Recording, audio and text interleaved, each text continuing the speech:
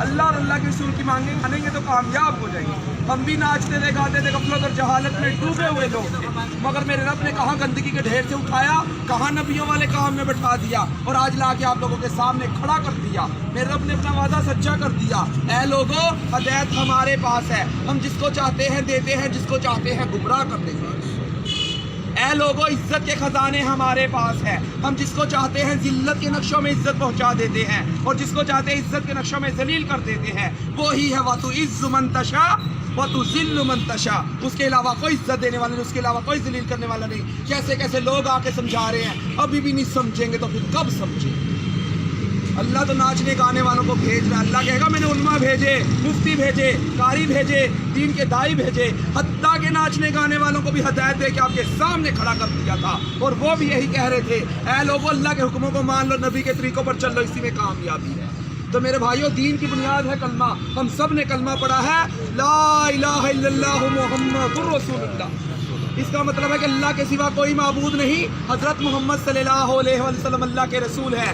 وہ معبود برحق جس کی ہم عبادت کرتے ہیں وہ اللہ ہے، جس کے آگے ہم سجدہ کرتے ہیں وہ اللہ ہے، جس نے ہمیں ماں کے پیٹ میں رزق دیا وہ اللہ ہے، جس نے ہمیں دنیا پہ بھیجا ہے وہ اللہ ہے، جو ہمیں دنیا پہ رزق دے رہا ہے وہ اللہ ہے، جس کی طرف ہم نے لوٹ کر جانا ہے وہ اللہ ہے، جو پہاڑوں کا نظام چلا رہا ہے وہ اللہ ہے، جو سمندروں کا نظام چلا رہا ہے وہ اللہ ہے، جو تخت الثرا سے لے کر عرش معلیٰ کا نظام چلا رہا ہے وہ ایک اللہ تعالیٰ ہی کی ذات ہے۔ اس کے علاوہ کوئی دوسری ذات نہیں ہے، وہ وحدہ لا شریک ہے، اس کا کوئی شریک نہیں ہے، نہ اس کا کوئی ہمسر ہے، نہ کوئی ثانی ہے، نہ کوئی ساتھی ہے، نہ وہ کھاتا ہے، نہ پیتا ہے، نہ سوتا ہے، نہ اس کی کسی سے رشتہ داری ہے۔ وہ بے نیاز ذات ہے، وہ بے نیاز ذات ہے، وہ صمد ہے، وہ بے نیاز ہے، وہ خالق ہے، وہ سب کو پیدا کرنے والا ہے، وہ رازق ہے، وہ سب کو رزق دینے والا ہے، وہ سمیع ہے، وہ سب کی سننے والا ہے، وہ بصیر ہے، وہ سب کو دیکھنے والا ہے، وہ علیم ہے، وہ سب کچھ جاننے والا ہے، وہ الباری مصور ہے، وہی جان ڈالنے والا اور صورتیں بنانے والا ہے، وہ الحی ہے، ہمیشہ ہمیشہ زندہ رہنے والا ہے، وہ القیوم ہے، سب کو قائم کرنے اور سنبھالنے والا ہے، وہ وہاب ہے، سب کو عطا کرنے والا ہے، وہ قہار ہے، سب کو اپنے قابو میں رکھنے والا ہے، وہ جبار ہے، زبردست ہے، وہ المومن ہے، امن اور ایمان دینے والا ہے، وہ رحیم ہے، بے حد رحم کرنے والا ہے، وہ رحمان ہے، بڑا مہربان ہے۔ وہ کون ہے؟ وہ اللہ ہے جو ہم پر مہربان ہو گیا، جس نے ہمیں انسان پیدا کیا، جس نے ہمیں انسان پیدا کیا۔ لوگوں نے ہمیں ہجڑا کہا، خسرا کہا، خدرا کہا، کنجر کہا، مگر میرے رب نے کہا جیسا کیسا تیسا ہے، میرا ہے، میں نے بھیجا، انسان بنایا اور قرآن پاک میں قسمیں اٹھا اٹھا کر لوگوں کو بتایا، والتین والزیتون وطور سینین وہذا البلد الامین۔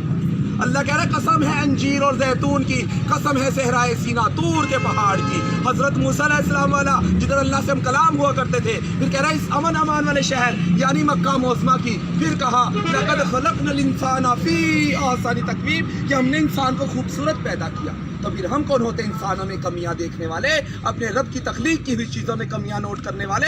اللہ کے نبی نے فرمایا اس وقت تک اسے موت نہیں آئے گی جب تک کہ اس کی کمیاں نکال کے اس کے اندر منتقل نہ کر دی جائیں گی۔ رحمان کا کام ہے خوبیاں دیکھنا، شیطان کا کام ہے کمیاں دیکھنا۔ شیطان تو کمیاں دکھاتا ہے، میرے اندر 101 کمی ہے، مجھے دیکھ کر چلو گے تو گمراہ ہو جاؤ گے، اللہ کے نبی کے طریقے کو دیکھ کر چلو گے تو فلاح پر پہنچ جاؤ گے، بامراد ہو جاؤ گے، دہشت ملے گی، جنت ملے گی۔ اس کے لیے تیاری ہو رہی ہے دین کی محنت سے۔ میرے بھائیوں، جن کا وقت نہیں لگا، اگر ہم جیسے لوگ 4 مہینے لگا سکتے ہیں، آپ لوگوں کے لیے کوئی مشکل نہیں ہے۔ یہ ہے کوئی مشکل؟ اگر آپ لوگ نہیں کام کرو گے پھر اللہ ہم جیسے کو ہدایت دے کہ ہم سے دین کا کام لے رہا ہے۔ اللہ تو کسی کا محتاج نہیں ہے، ہم سب اللہ کے محتاج ہیں۔ قرآن پاک میں پڑھ رہے ہیں نا، الم تر کیف فعل ربک باصحاب الفیل، کیا تمہیں معلوم نہیں، کیا تم جانتے نہیں تمہارے رب نے صحاب فیل کے ساتھ، ہاتھیوں کے لشکر کے ساتھ، ابرہ کے لشکر کے ساتھ کیا معاملہ کیا؟ پرندوں کے ذریعہ، ابابیل کے ذریعے ہلاک کیا اور بیت اللہ شریف کی حفاظت فرما کر دکھائی۔ نمرود کو ایک مچھر کے ذریعے ہلاک کیا، جس بادشاہ کے تخت پر بیٹھ کر وہ سجدے کروایا کرتا تھا، اسی بادشاہ کے تخت پر بیٹھ کر اللہ پاک نے اس کے سر میں چھتر لگا کے دکھائے۔ حضرت ہود علیہ السلام کی قوم عاد جو کہتی تھی میں بڑی طاقتور قوم ہوں، حضرت ہود علیہ السلام نے کہا اے قوم یہ جو تمہیں طاقت دی ہے اللہ نے دی ہے، اصل طاقت تو اللہ کی ہے، اللہ کو مانو، کیوں غرور کرتے ہو، کیوں تکبر کرتے ہو، کیوں گھمنڈ میں ہو؟ مگر ان قوم والوں نے نہ مانا، اللہ نے ایک ہوا چلائی، پٹک پٹک کے مارا، ایسے پڑے تھے جیسے کھجور کے تن کے بکھرے پڑے۔ تو میرے بھائیوں اب کسی نبی نے نہیں آنا، چاروں طرف دینی کی آگ لگی ہوئی ہے۔ चारों तरफ बेदीनी की आग लगी हुई है। अगर हम जैसे चेहरों पे सुन्नत सजा सकते हैं आप लोगों के लिए कोई मुश्किल नहीं। हमारे सरों पे दुपट्टे थे, अल्लाह ने अमामे सजा दिए। चेहरों पे मेकअप सजाते थे, नबी का नूर सजा दिया। पाँव में घुंघरू बांध के नाचा करते थे, अल्लाह ने अपने रास्ते के लिए कबूल फरमा लिए। हर चीज़ इज्जत रह जानी है और दाढ़ी मुबारक कब्र में भी साथ जानी है। दाढ़ी मुबारक कब्र में भी साथ जाती है। आज हमारी नौजवान नस्ल किधर जा रही है हमने कभी सोचा है? हमने कभी सोचा है? अल्लाह के मुंह तोड़ रहे हैं, नबी करीम सल्लल्लाहु अलैहि वसल्लम के तरीकों को छोड़ रहे हैं। हर बंदा परेशान है, हाल सबके ऊपर आए हुए हैं मेरे भाइयों। ये है मुकामे तौबा, तौबा तन नसूहा, निकालो पक्की सच्ची तौबा। या अल्लाह मैं तेरे हुक्मों को मानूंगा, तेरे नबी के तरीकों पर चलूंगा तो मुझे माफ़ फरमा ले और मुझे अपने दीन की आली मेहनत के लिए कबूल फरमा ले। तो इंशाल्लाह सारे कोशिश करेंगे ना, इंशाल्लाह 4-4 महीने लगाएंगे ना इंशाल्लाह। हमें देकर नसीहत पकड़ लो। हम